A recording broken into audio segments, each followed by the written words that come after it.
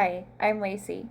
I'm a psychology student, philosopher, philanthropist, humanitarian, entrepreneur, spiritual advisor. As a psychology major at 21 years old, I knew I had a long journey ahead of me and I needed real life experience to grasp the concept of psychology.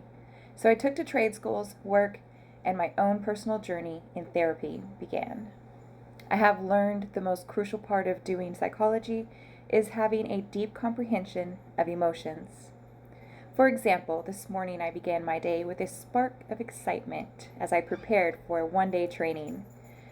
But instead of an email with directions, I was told that the instructor was sick and the session was canceled.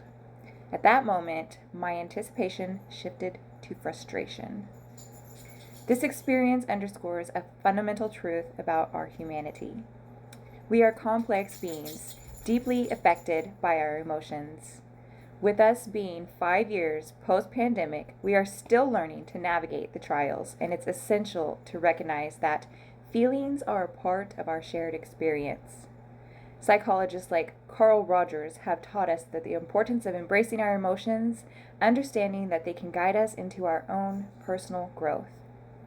By acknowledging our feelings, we can become more effective creators.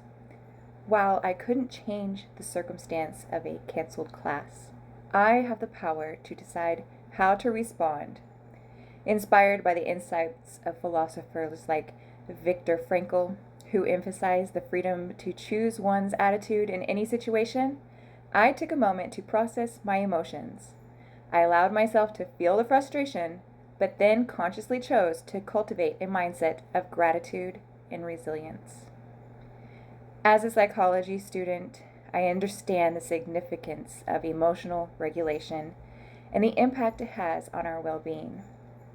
Our emotions are not solely reactions, they are invitations to introspect, to learn and grow, and we can channel our feelings into constructive actions just as countless philanthropists and humanitarian figures throughout history have turned personal adversity into a drive for positive change. Today, I want us all to remember that embracing our emotions does not mean being ruled by them. It's about acknowledging our presence and then choosing our response. We can choose happiness and we can choose to be present, and we can choose to transform our day by focusing on the opportunities ahead. So, as we journey through our lives, let's honor our feelings, but also remember our power to shape our experience. Let's choose to view challenges as a stepping stone to greater understanding and resilience. In doing so, we can contribute not only to our own growth, but also to the collective human experience. Let's take it slow, embrace the journey, and make the most of each day, transforming setbacks into any stepping stones toward our aspirations. Thank you for listening.